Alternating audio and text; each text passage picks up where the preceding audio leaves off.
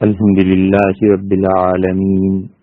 والصلاة والسلام علی سید الانبیاء والمرسلین وعلی آلہ واصحابہ اجمعین اما بعد۔ اللہ تعالی نے صحابہ کرام رضی اللہ عنہم کو حضور اقدس صلی اللہ علیہ وسلم کی صحبت کے لیے چنا، اور ان لوگوں نے اپنی زندگی کے بہترین اوقات آپ کی خدمت میں صرف کیے، اور وہ تمام باتیں آپ سے آہستہ آہستہ سیکھتے رہے، جو باتیں کسی آدمی کو انسان بناتی ہیں۔ آدمی یعنی وہ چیز جو آدم علیہ السلام کی اولاد ہے، اس دنیا میں بہت ہیں، اور ان میں سے جو انسانیت کے درجے تک پہنچے ہوں بہت تھوڑے ہیں۔ انسان تو اس وقت بنتا ہے جب وہ تربیت کے مراحل سے گزرے، اور آدمی اس وقت ہوتا ہے جب وہ پیدا ہو۔ تو بچے کی پیدائش پہ مرد ہو یا عورت، بچہ ہو یا بچی، سب لوگ اسے دیکھتے ہیں اور خوش ہوتے ہیں کہ ایک آدمی پیدا ہوا، اور پھر جب بڑے ہو کے اس کی جیسی تربیت ہوتی ہے، اس کے اثرات سامنے آتے ہیں،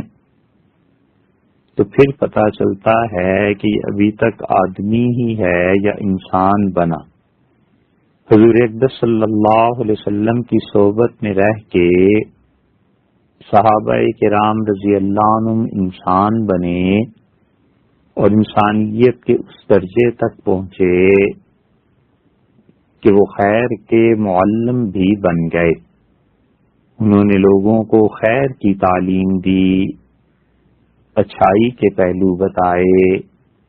اور یہ بات واضح کی کہ انسانی معاشرے میں زندگی کیسے بسر کی جائے۔ ان میں ایک بہت بڑی شخصیت حضرت عبداللہ ابن مسعود رضی اللہ عنہ کی بھی تھی، اور انہوں نے ایک دن اپنے شاگردوں کو یہ بتایا کہ امانت کیا چیز ہے۔ ہمارے ہاں اردو زبان میں امانت عام طور پہ اس چیز کے لیے بولا جاتا ہے کہ جس کا کوئی مادی وجود ہو، پیسہ ہو، غلہ ہو، کپڑا ہو، کوئی چیز ہو اور اس کا وجود ہو، اور کوئی آدمی ایک دوسرے آدمی کو دے دے اور یہ بتا دے کہ تم اس سے نفع نہیں اٹھا سکتے، اور میں جس حالت میں بھی ہو یہ تم سے واپس لے لوں گا۔ تو اب بھی دنیا میں ایسے لوگ ہیں جو امانت میں خیانت نہیں کرتے، اور جو کوئی انہیں امانت دے دے تو اس امانت کو پورا کرنے کی کوشش کرتے ہیں۔ لیکن ایک چیز اور بھی ہے جسے امانت ہی کہتے ہیں، اور حضرت عبداللہ ابن مسعود رضی اللہ عنہ نے اس امانت پر بات کی، اور انہوں نے فرمایا کہ دیکھو، جو شخص اللہ کی راہ میں شہید ہو جاتا ہے، یکفر الذنوب کلھا، تو اس آدمی کے سارے گناہ معاف کر دیے جاتے ہیں، الا الامانہ، مگر امانت کی معافی نہیں ہوتی۔ یعنی امانت کے بارے میں اللہ کے ہاں پوچھ ہوگی، اور ایسے نہیں ہے کہ کسی آدمی نے اپنی زندگی بھی اللہ کی راہ میں لگا دی اور اس نے اپنا خون بہا دیا تو یہ اتنی بڑی بات ہو جائے کہ امانت کے بارے میں نہ پوچھا جائے۔ اور پھر انہوں نے ایک ایسی بات بتائی جس سے معلوم ہوتا ہے کہ اتنی بڑی بات حضور اقدس صلی اللہ علیہ وسلم کے علاوہ، نبی کے علاوہ کوئی نہیں بتا سکتا۔ قیامت کے جتنے بھی احوال ہیں کہ جنت میں کیا ہوگا اور جہنم میں کیا ہوگا، یہ سوائے اس کے کہ حضور اقدس صلی اللہ علیہ وسلم بتائیں، کوئی بڑے سے بڑا آدمی بھی نہیں بتا سکتا، اس لیے کہ یہ حالات جو پیش آئیں گے ان کی خبر وحی کے ذریعے ملتی ہے، اور وحی حضور اقدس صلی اللہ علیہ وسلم پر آخری بار آئی تھی۔ امام بہقی رحمۃ اللہ علیہ اس روایت کو لائے ہیں، لیکن چونکہ انہوں نے یہ نہیں تصریح کی کہ حضور اقدس صلی اللہ علیہ وسلم نے یہ بات فرمائی ہے، اس لیے یہ کہنا دشوار ہے کہ رسول اللہ صلی اللہ علیہ وسلم سے ہی سنی ہوگی، یعنی یقینی طور پر نہیں کہا جا سکتا، مگر بات خود بتاتی ہے اور احتمال پیدا ہوتا ہے کہ اتنی بڑی بات سوائے نبی کریم صلی اللہ علیہ وسلم کے اور کوئی بتا نہیں سکتا تھا۔ اور وہ پھر کہتے ہیں کہ قیامت کے دن ایک آدمی لایا جائے گا، اگرچہ اس نے اللہ کی راہ میں جان دے دی، لڑ لیا، اور نماز، روزہ، حج، زکوٰۃ، عام طور پہ مسلمان شہادت کو اس سے بہت بڑی چیز سمجھتے ہیں، یہ شہید ہو گیا، تو اللہ تعالیٰ کی طرف سے مطالبہ ہوگا کہ ادی امانت کا، اپنی امانت کو پورا کرو، تو عرض کرے گا کہ قد ذہبت الدنیا، اے رب کیفا، اے پروردگار میں امانت کو کیسے پورا کروں جبکہ دنیا سے آ گیا ہوں، جو کچھ بھی تھا وہیں چھوڑ آیا ہوں۔ انسان اگر اس جملے پر غور کرے اور یہ احساس پیدا ہو جائے کہ یہ دنیا دار العمل ہے اور آخرت دار الجزا ہے، اور اللہ کے ہاں سزا ہے یا جزا ہے، اور اعمال مرنے کے ساتھ ہی ختم ہو جائیں گے، تو بہت سی برائیوں کی اصلاح خود ہی ہو جائے جب اسے پتا ہو کہ آج یا کل اس جہان کو چھوڑ کے چل دینا ہے، اور اللہ کے ہاں جس ذات سے منہ لگنا ہے وہ سب چیزوں سے واقف ہے، جو چیزیں ظاہر میں ہیں اور جو چیزیں باطن میں ہیں، اور جو چیزیں لوگوں کے سامنے ہیں اور جو چیزیں میری تنہائی کی ہیں، تو پھر مشکل پیش آئے گناہ کرنے میں، تو اللہ کیا مطالبہ ہوگا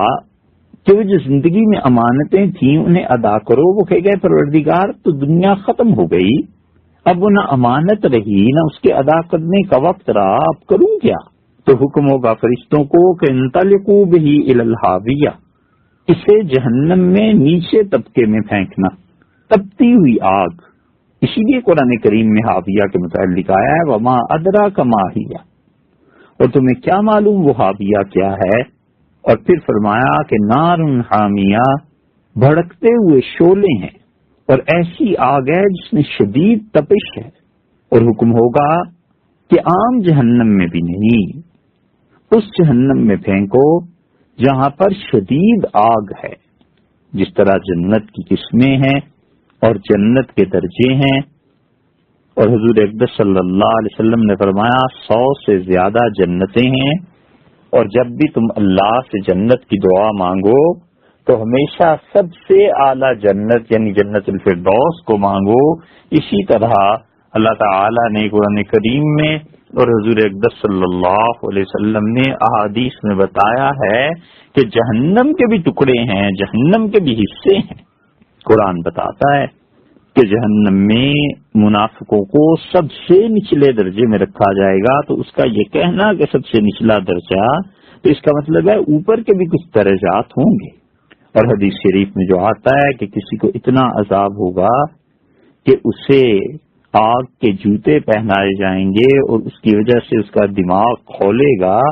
اور یہ سب سے چھوٹا عذاب ہے، تو یہ سب سے چھوٹا عذاب اور سب سے بڑا عذاب بھی ہوگا۔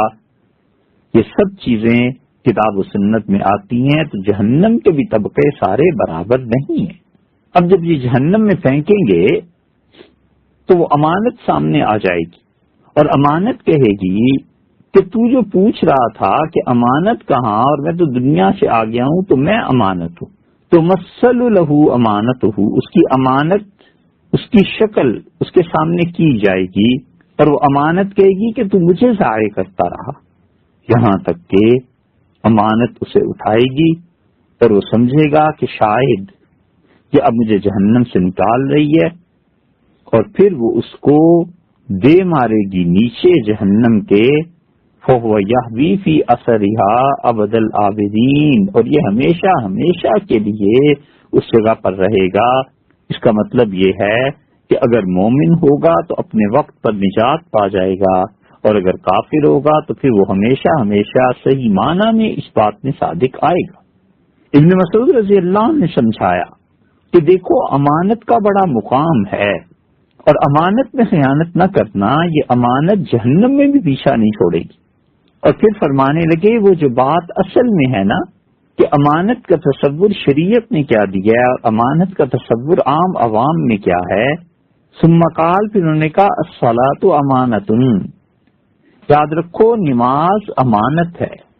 والوضوء امانۃ، اور وضو بھی امانت ہے، والوزن امانۃ، اور وزن امانت ہے، والکیل امانۃ، اور ناپ تول کا پیمانہ یہ امانت ہے، واشیاء عدها، اور پھر ابن مسعود رضی اللہ عنہ نے بہت چیزیں گنی، اور پھر وہ راوی کہتا ہے حدیث کا کہ اس برا بن عازب رضی اللہ عنہ جو دوسرے ایک حضور اکبر صلی اللہ علیہ وسلم کے صحابی رضی اللہ عنہ تھے، اتنے میں وہ تشریف لے آئے تو ابن مسعود رضی اللہ عنہ نے امانتیں گنی۔ نماز امانت ہے، اللہ نے ہمارے ذمے کی ہے، اور یہ کہا ہے کہ اس عمل کو اپنے وقت پر ادا کرنا۔ فجر کا ایک وقت ہے، صبح صادق سے لے کے طلوع آفتاب تک بتا دیا کہ اس امانت کو ادا کرنا۔ وضو امانت ہے، بتایا کہ دیکھو ہم تمہیں سکھا رہے ہیں، تمہیں دے رہے ہیں یہ وضو، اور اس کو سنبھال کر رکھنا یہ امانت ہے،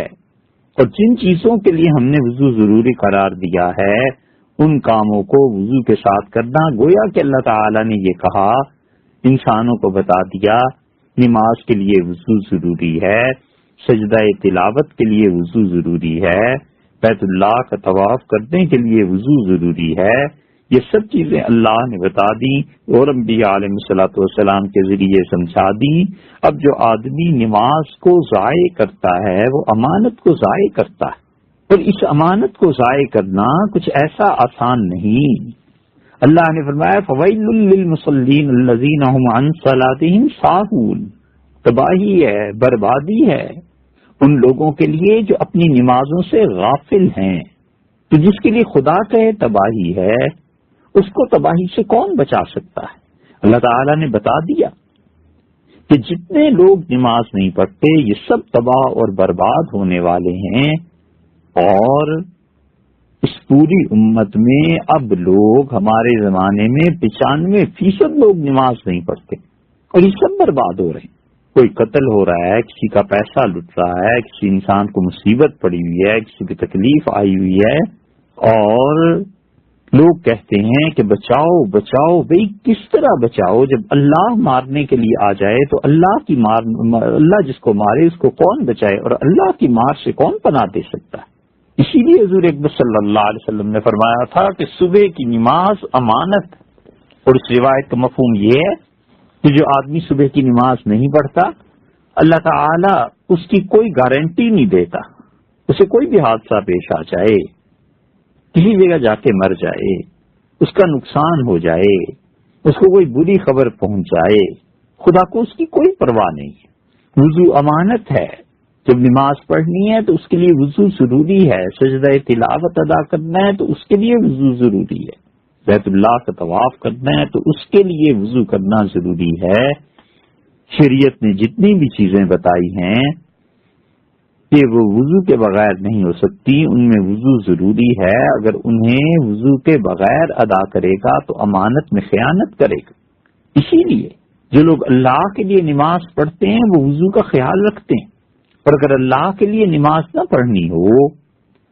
لوگوں کے لیے پڑھنی ہو، دکھاوے کے لیے پڑھنی ہو، بڑے لوگوں کو دکھانے کے لیے پڑھنی ہو،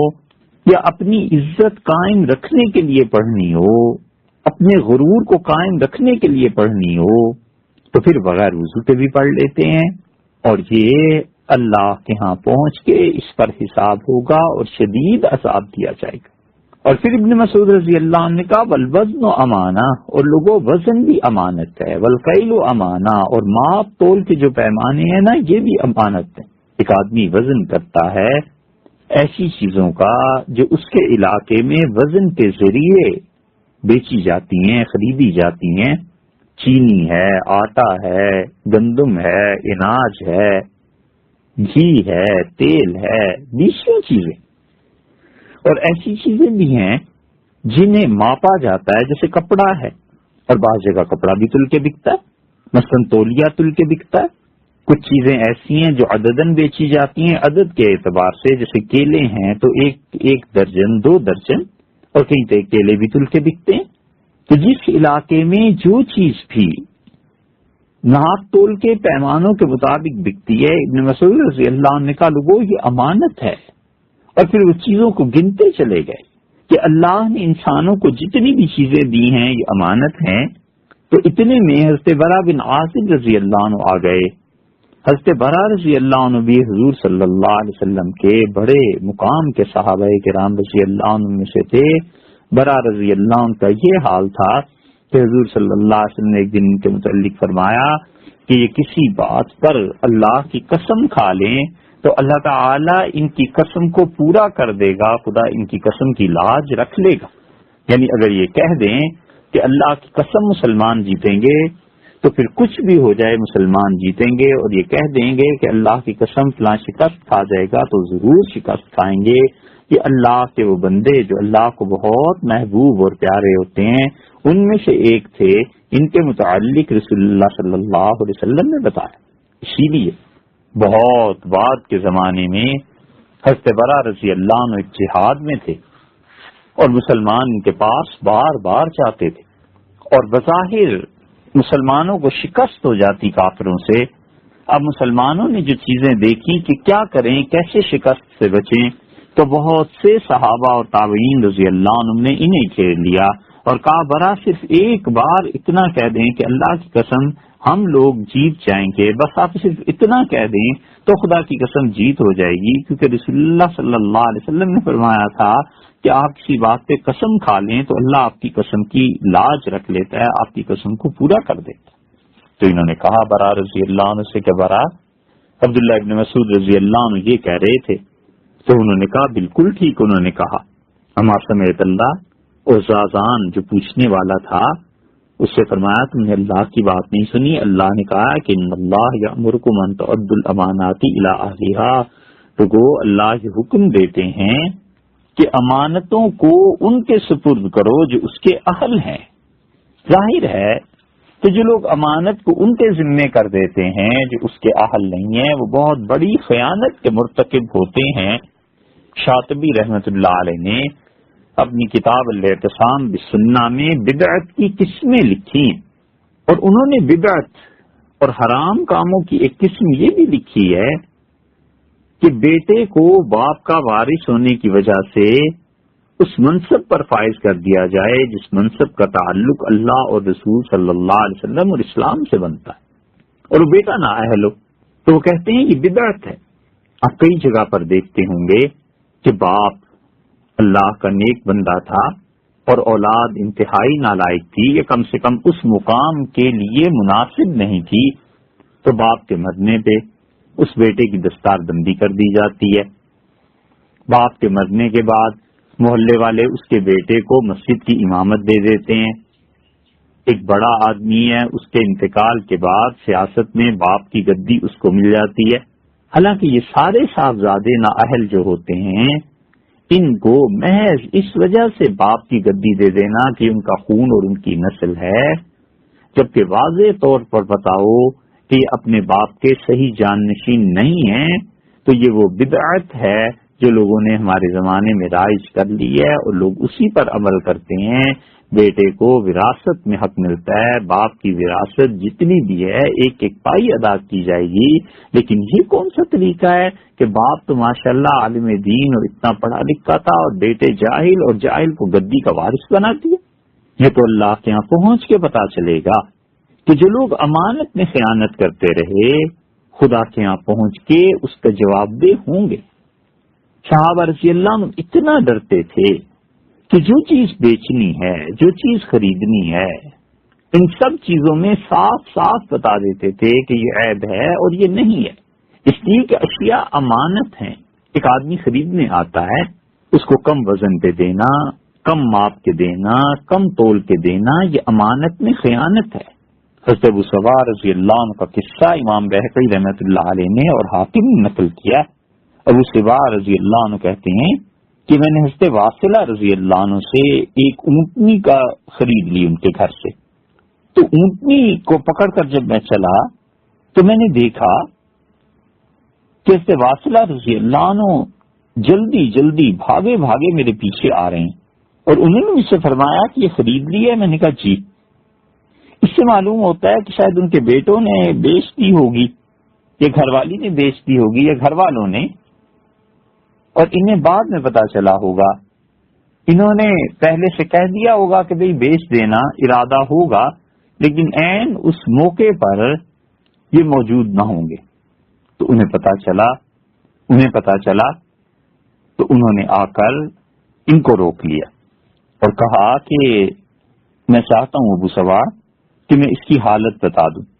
تب اب انہوں نے دیکھی ہوئی تھی اونٹنی، سودا جو کیا تھا، تو حیران ہوئے کہ اب یہ کیا کہنا چاہتے ہیں۔ تو انہوں نے کہا دیکھو انہا لسمینۃ ظاہرۃ الصحہ، یہ جو اونٹنی آپ نے خریدی اور ہم نے بیچی یہ بہت موٹی تازی ہے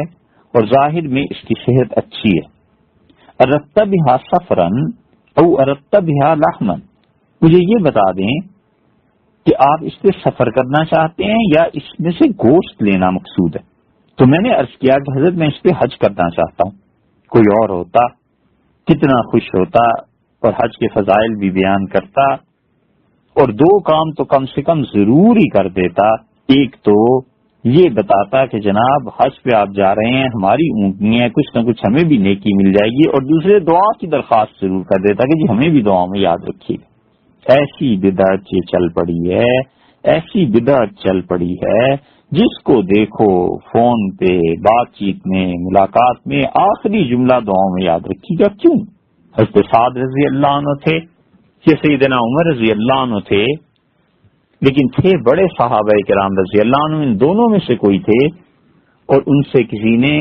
یہ کہہ دیا دعا، تو انہوں نے بتایا کہ میں نے تمہیں بتا دیا یہ کام ایسے ہے۔ اس سے پھر کہا حضرت میرے لیے دعا کیجیے گا، تو انہوں نے کہا میں نبی نہیں ہوں۔ مطلب یہ تھا کہ انبیاء علیہ الصلوۃ والسلام اور حضور اقدس صلی اللہ علیہ وسلم اس مقام کے تھے کہ ان کی دعائیں قبول ہوتی تھی، ان سے دعا کی درخواست کی جاتی تھی۔ یہ بات تھوڑا ہی ہے کہ جس کو دیکھو دعا کی درخواست، جس کو دیکھو دعا کی درخواست، حتیٰ کہ معاذ اللہ جو گناہ کا کام کرتے ہیں ان کو بھی دیکھو، ان سے بھی لوگ دعا کی درخواست کرتے ہیں، جس کے متعلق پورا یقیناً پتا ہے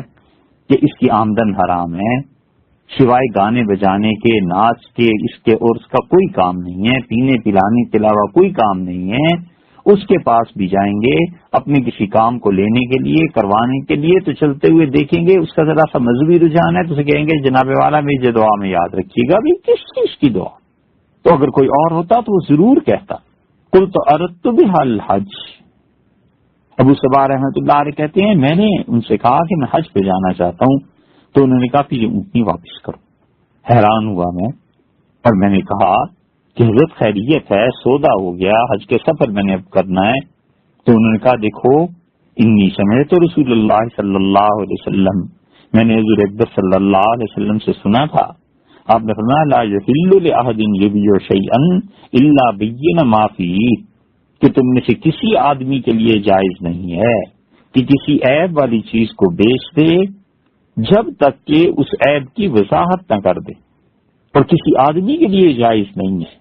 کہ وہ سودا کر دے اور اپنے سودے کے عیب کو ظاہر نہ کرے۔ اصل مسئلہ یہ تھا کہ جو اونٹنی انہوں نے بیچی تھی، حضرت واصلہ رضی اللہ عنہ جانتے تھے کہ یہ گوشت کے اعتبار سے بہت اچھی ہے، لیکن اس پہ سواری نہیں کی جا سکتی، جانوروں کی نسلیں ہوتی ہیں، اور مالک اور ماہر آدمی پہچانتا ہے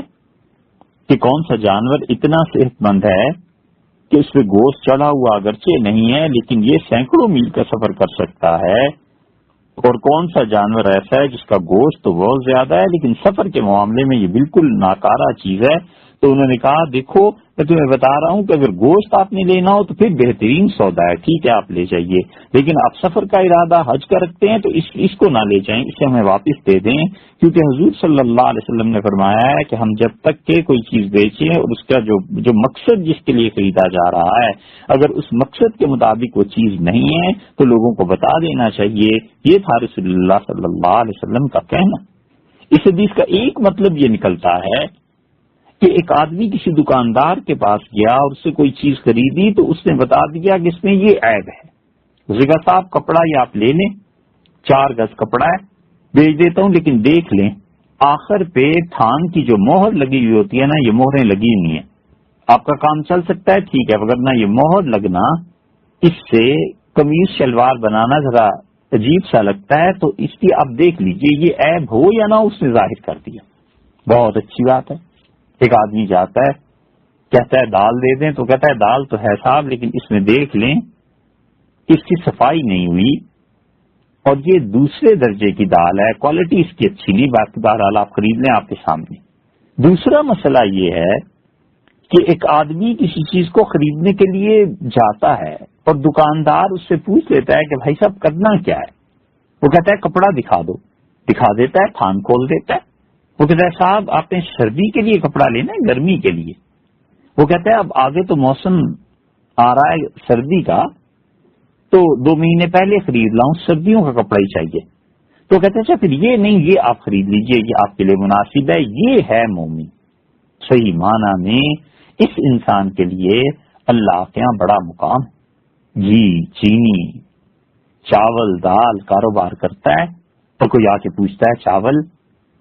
تو کہتے جی چاول یہ پڑا ہوا ہے یہ اس طرح، پھر اس سے پوچھتا ہے کہ صاحب چاول کیوں چاہیے، وہ کہتے جی شادی کے لیے چاہیے، وہ کہتا ہے اچھا میں آپ کو مشورہ دوں، دیکھیے شادی کے لیے زردہ جتنا پکانا ہے یہ چاول لے لیجئے، اور پلاؤ جو پکانا ہے تو یہ چاول لے لیجئے، بریانی پکانی ہے تو یہ چاول لے لیجئے، سادہ چاول ہو تو پھر یہ لے لیجئے۔ یہ جو اس نے اپنے پاس سے ساری چیزیں بتا دی نا، یہ اس حدیث کا دوسرے معنی بنتے ہیں کہ رسول اللہ صلی اللہ علیہ وسلم نے فرمایا کسی شخص کے لیے جائز نہیں ہے کہ اپنی چیز کو وہ بیچے جب تک کہ وہ اس کے عیب کا اظہار نہ کر دے۔ تو عیب کا مطلب کیا ہوا کہ عیب کا ایک مطلب یہ کہ واقعی عیب ہو، اور عیب کا ایک مطلب یہ ہے کہ عیب تو نہ ہو لیکن اس کے کام کی چیز نہیں، بیچارہ سادہ ہے تو اس کو سادگی کی وجہ سے دھوکہ نہ ہو جائے۔ بچے جاتے ہیں کاپیاں خریدنے، بعض دکاندار ایسے ہوتے ہیں کہتے ہیں بیٹے آپ کو کس کام کے لیے کاپی چاہیے، ہوم ورک کرنا ہے، رف ورک کرنا ہے، وہ کہتا ہے جی رف ورک کرنا ہے، تو وہ دوسری کاپی نکال کے دیتا ہے اور کہتا ہے بیٹے یہ آپ کے لیے زیادہ مناسب ہے، رف ورک ہے نا، قیمت بھی تھوڑی پیسے بھی تھوڑے، آپ کا کام چل جائے گا، اس سے کام اچھا ہو جائے گا۔ دیکھا آپ نے اس نے کیا کیا، حق ادا کر دیا اپنے سودے کا، اللہ کے ہاں اس کے لیے بڑا اجر ہے۔ اس نے بچے کو کاپی ایک بھی دینی تھی دوسری بھی دینی تھی، لیکن اس نے دیکھا کہ بچہ سادہ ہے، جو چیز اس کے مقصد کے موافق ہے وہ اسے دوں، یہ ہے نیکی کی بات۔ گھی بیچتا ہے، کوالٹیز ہیں اس میں، کہ صاحب اتنا گھی جو خرید رہے ہیں ٹرک لینا ہے کس مقصد کے لیے، کہتا ہے اللہ کی راہ میں خیرات کرنی ہے، وہ کہتا ہے بہت اچھا ہے صاحب لیکن اتنے ٹین کی بجائے اگر آپ 1-1 کلو کے پیکٹ خرید لیں تو یہ خیرات میں زیادہ آسان رہیں گے، اس کا یہ فائدہ ہے۔ وہ کہتا ہے اچھا اتنے پیکٹ دے دو۔ یہ اس نے جو کچھ کیا مشورہ دیا، نہ دیتا مشورہ چپ کر کے صحیح گھی بیچ دیتا تو بھی ٹھیک تھا، کہ جو مشورہ زائد از ضرورت یعنی اس نے اپنی طرف سے دے دیا، ضرورت سے زائد تو نہیں لیکن اپنی طرف سے دے دیا، یہ اس نے نیکی کا کام کیا، یہ مومنوں والا کام کیا۔ اللہ اس سے راضی اور خوش ہے کہ اس بندے نے دوسرے مسلمان کے ساتھ نیکی کی، اچھائی کی۔ تیسرا مسئلہ فقہا نے یہ لکھا ہے اس حدیث کی روشنی میں کہ وہ کہتے ہیں کہ ایک آدمی اتنی لمبی بات میں پڑھتا ہی نہیں، اپنی طبیعت کی بات ہے اور وہ چیزیں اس کے سامنے رکھ دیتا ہے،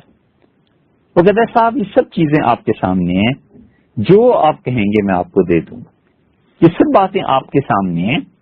یہ چیزیں کھول کے رکھ دی ہیں، یہ تھان ہے، یہ کپڑا ہے، یہ گھی ہے، یہ چاول ہے، یہ چینی ہے، جو آپ پسند کریں دے دوں گا۔ اس میں کوالٹی کی کمی، کوالٹی کی زیادتی، اچھا اور برا یہ بھی جائز ہے، سب اس کے سامنے ہے۔ اس صورت میں شریعت خریدار پر ذمہ داری عائد کرتی ہے کہ وہ سوچ سمجھ کر خریدے۔ اور پھر حضرت واصلہ رضی اللہ عنہ ابن ماجہ کی روایت میں آتا ہے وہاں بھی یہی قصہ مختصر ہے، لیکن ابن ماجہ میں یہ آتا ہے کہ انہوں نے کہا میں نے حضور اکبر صلی اللہ علیہ وسلم سے سنا، انہوں نے جب اپنی اونٹنی واپس لے لی نا اور کہا یہ سفر کے لیے کام آنے والی نہیں ہے، گوشت کے لیے البتہ جائز تھی، ٹھیک تھی، آپ لے لیتے تو پھر تھا، لیکن سفر حج کا اس میں یہ کام نہیں آ سکتی، اتنا چل نہیں پائے گی. تو وہاں پر انہوں نے کہا کہ رسول اللہ صلی اللہ علیہ وسلم، اور یہ لفظ دیکھیے کتنے سخت ہیں، منبعبن لم یبین ہو، جس آدمی نے کوئی چیز بیچ دی اور اس نے اپنے سودے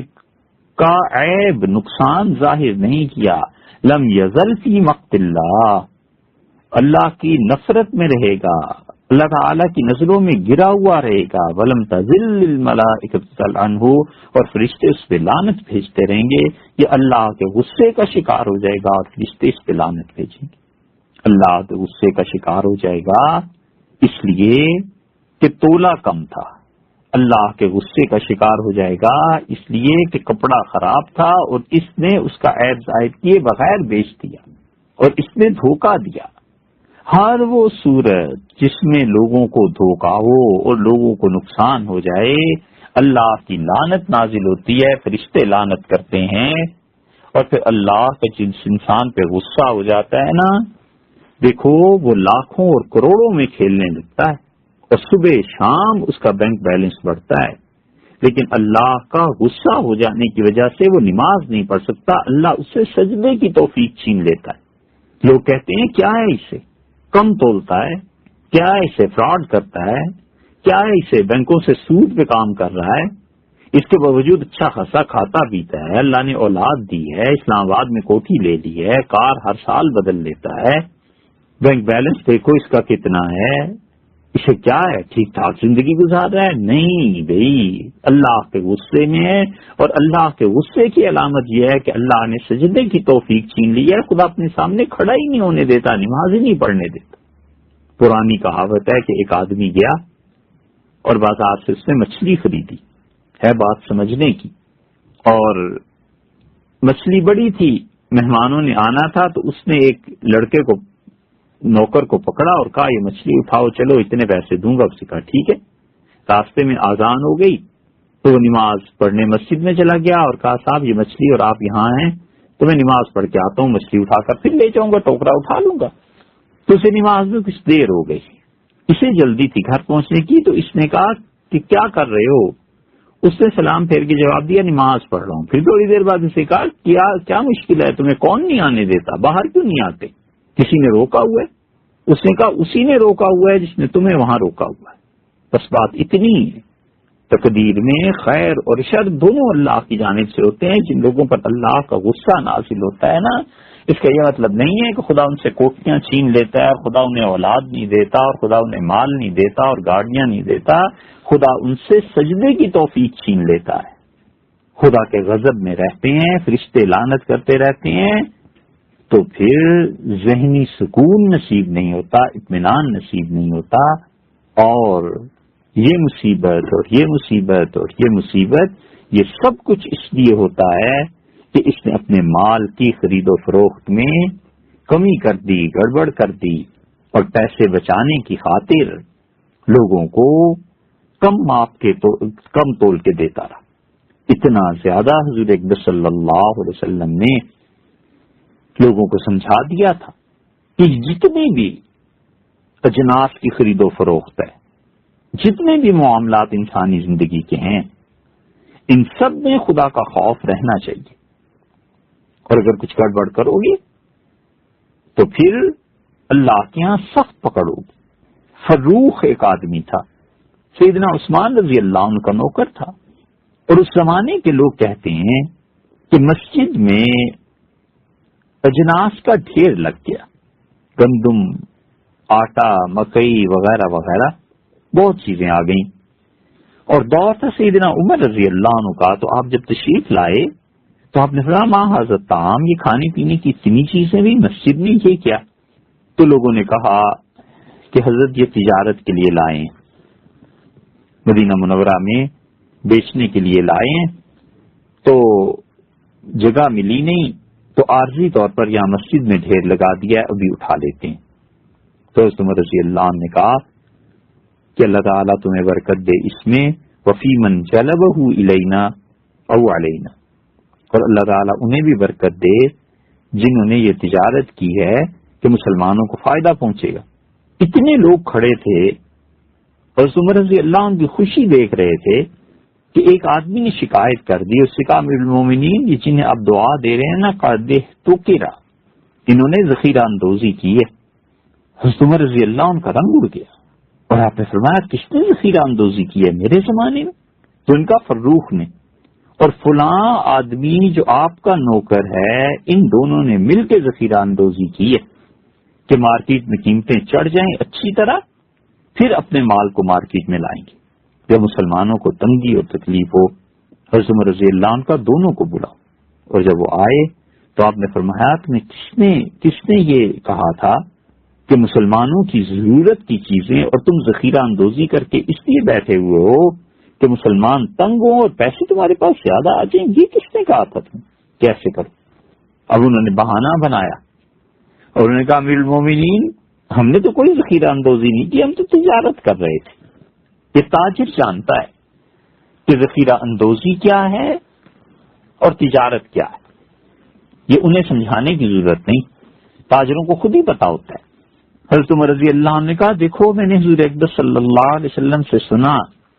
آپ نے فرمایا من احتکر المسلمین طعامہم، جس آدمی نے مسلمانوں پر ان کا کھانا پینا تنگ کر دیا، ضربہ اللہ بالجزام والافلاس، اللہ نے طے کر دیا ہے کہ اسے کوڑ میں مبتلا کر دے گا، خدا نے طے کر دیا ہے کہ اسے مفلس کنگال بنا دے گا۔ تو فروخ جو تھے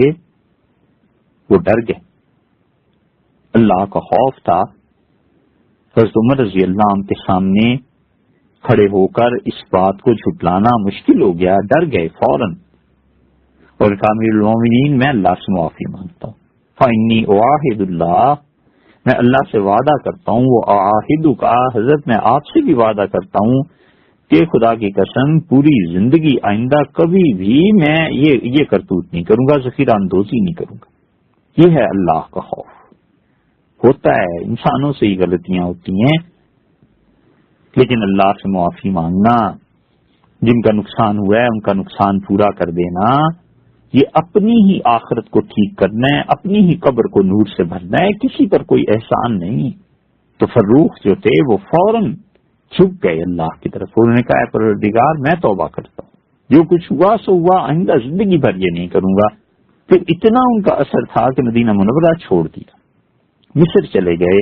وہاں تجارت کرتے رہے اور لوگوں کو بتاتے تھے کہ دیکھو میں نے امیر المومنین رضی اللہ عنہ سے سنا تھا کہ حضور صلی اللہ علیہ وسلم نے فرمایا جو ذخیرہ اندوزی کرتا ہے اور مسلمانوں پر کھانے پینے کی چیزیں تنگ کر دیتا ہے، خدا اسے کوڑ میں مبتلا کر دے گا یا پھر وہ کنگال ہو جائے گا، مفلس ہو جائے گا۔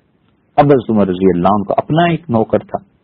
اس نے کہا امیر المومنین کوئی ذخیرہ اندوزی نہیں، آپ کو لوگوں نے غلط بتا دیا، یہ تو صرف تجارت ہے، آج سامان رکھا ہوا ہے، ہم نے کسی کو منع کیا کہ نہ خریدے۔ حضرت عمر رضی اللہ عنہ خاموش ہو گئے، اور اس حدیث کے راوی حضرت ابو یحییٰ رحمۃ اللہ علیہ کہتے تھے کہ میں نے حضرت عمر رضی اللہ عنہ کے اس نوکر کو دیکھا اور بڑھاپے میں اس کی ہڈیاں ٹوٹ گئیں، اور پھر میں نے دیکھا اس کو کوڑ کا مرض لگ گیا۔ ہمارے زمانے میں کوڑ کا مرض نہیں لگتا، لیکن وہ جو اور مرض لگ جاتے ہیں نا کہ اللہ نیکی کی توفیق چھین لیتا ہے اور اللہ سجدے کی توفیق نہیں دیتا، بہت بڑا عذاب ہے، بہت بڑی خدا کی طرف سے نحوست طاری ہو جاتی ہے۔ یقین مانیے ایک آدمی نماز پڑھتا ہو اور اللہ کے ساتھ تعلق ہو اور اخلاص اور بھوک سے ایڑیاں رگڑ کے مر جائے، اس کی کوئی پرواہ نہیں، اس پہ کوئی ڈر نہیں ہے، اور ایک آدمی کھاتا پیتا ہو، کروڑوں میں کھیلتا ہو اور اربوں روپے اس کے پاس ہوں اور اللہ کے سامنے سجدہ نہ کر سکے، ڈر اس انسان کا ہے، اس پہ خدا کا غصہ نازل ہو گیا، اللہ نے اپنے سامنے سر جھکانے کی توفیق چھین لی۔ پھر یہی پیسہ اللہ کی نافرمانی میں استعمال ہوتا ہے، شراب میں استعمال ہوتا ہے، اور کن کن بے حیائی کے کاموں میں استعمال ہوتا ہے، کیا کسی چیز کا ذکر کرنا اور اخلاص۔ اس فقیر آدمی کیا کرتا ہے؟ پیسے نہیں ہوتے اس لیے اچھے کپڑے نہیں پہن سکتا، پیسے نہیں ہوتے اس لیے اچھا کھانا نہیں کھا سکتا، ایسے لوگوں کو اللہ اس مرض میں مبتلا کر دیتا ہے کہ ان کی ٹیبل پہ سارے اچھے کھانے رکھے ہوتے ہیں اور کھا نہیں سکتے. ہم نے ایسے کروڑ پتی افراد دیکھے جو چاہتے تو ایک 1000 آدمی کو لباس پہنا دیتے اور ان کی دولت پہ ذرہ برابر کوئی فرق نہ پڑتا، اور وہ اچھا کپڑا نہیں پہن سکتے تھے. معلوم ہوا جلد کی ایسی بیماری ہے کہ اچھا کپڑا پہنتے ہیں تو جسم پہ داغ پڑنا شروع ہوتے ہیں. جلد کے اسکن اسپیشلسٹ جو ہیں، جلد کے ڈاکٹر نے منع کر دیا کہ صاحب آپ اچھا کپڑا نہ پہنا کریں، یہ عام سا کپڑا پہنا کریں. افلاس اس میں کیا ہوتا ہے؟ اولادیں نافرمان ہو جاتی ہیں. افلاس اس میں کیا ہوتا ہے؟ بیوی سے شوہر کو اور شوہر کو بیوی سے وہ سکون نہیں ملتا جو شوہر اور بیوی کو ایک دوسرے کے لیے ہونا چاہیے.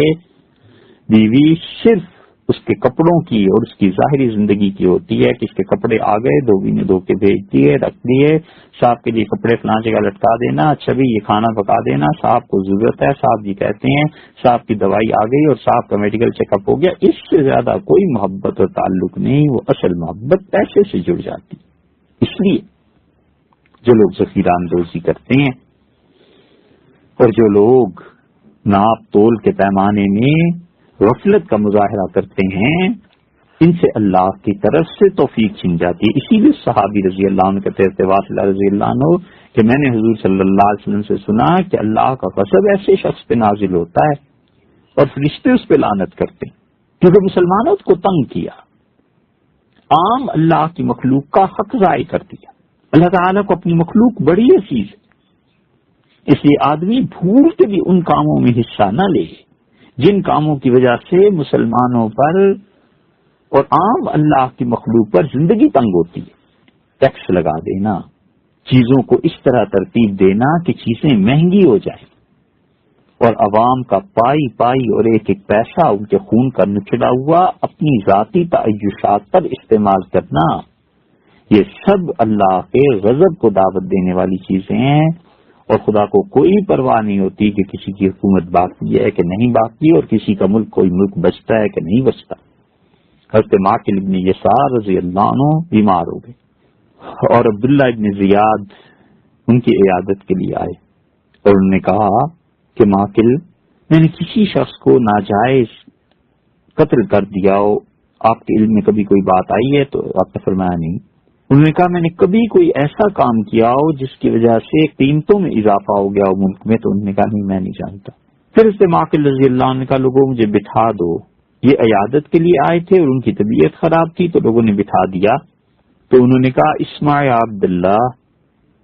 عبداللہ میری بات سنو، یہ جو کچھ پوچھ رہے ہو سوالات یہ رہنے دو. میں تمہیں حضور صلی اللہ علیہ وسلم کی ایک بات سنا دیتا ہوں، مرتن ولا مرتین، میں نے ایک مرتبہ نہیں، 2 مرتبہ نہیں، کتنی ہی بار رسول اللہ صلی اللہ علیہ وسلم سے سنا. آپ نے فرمایا من دخل فی شیء من اسعار المسلمین،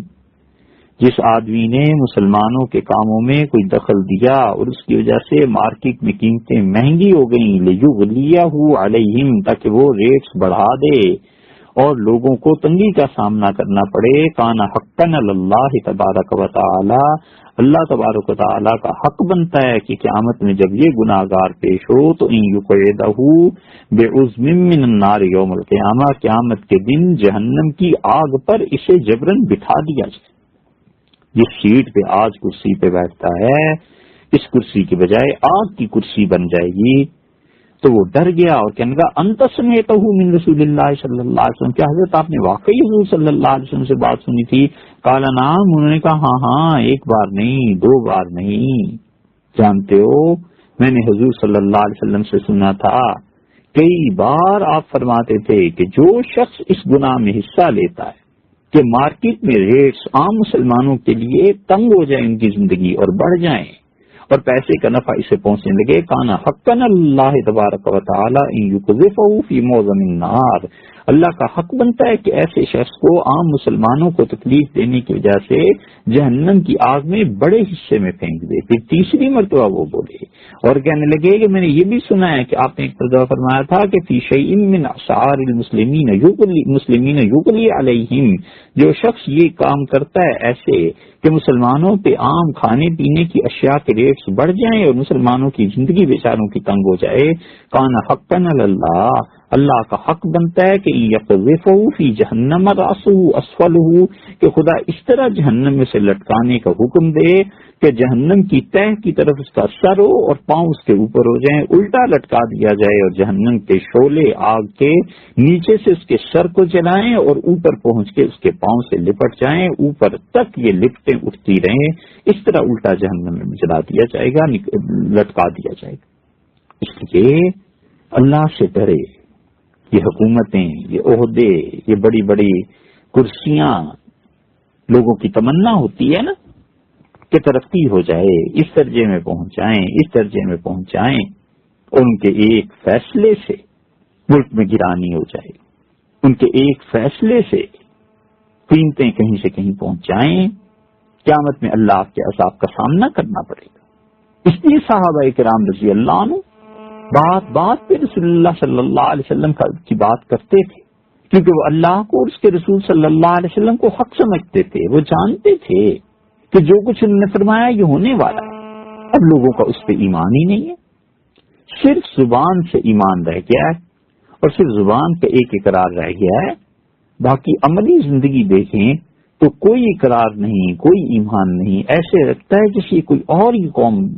آ گئی ہے، اور اسے بالکل یہ احساس نہیں ہے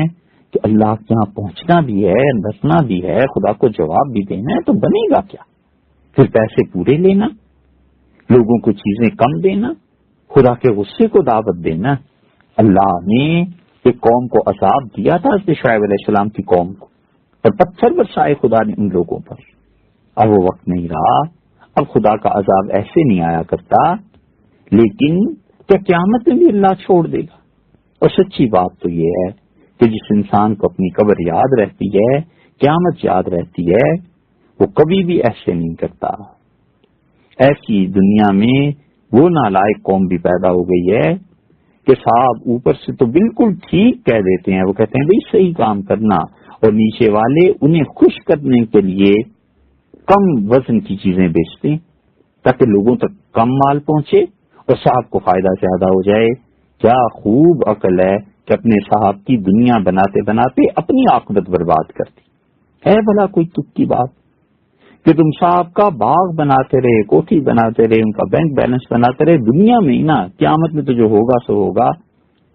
اور اس کی قیمت یہ تم نے ادا کی کہ اپنی قبر انگاروں سے بھر لی اور اپنے لیے جہنم خرید لی۔ کیا فائدہ ہوا اس کا؟ اس لیے کبھی ان کاموں میں نہ پڑے جس کی وجہ سے اللہ کی مخلوق کو تکلیف ہوتی ہے، اور ساری زندگی یہ کام کرے کہ میری وجہ سے جتنا کسی کو فائدہ ہو جائے، اللہ کی مخلوق جتنی راضی رہے۔ ہاں مگر اللہ کی نافرمانی نہ ہو۔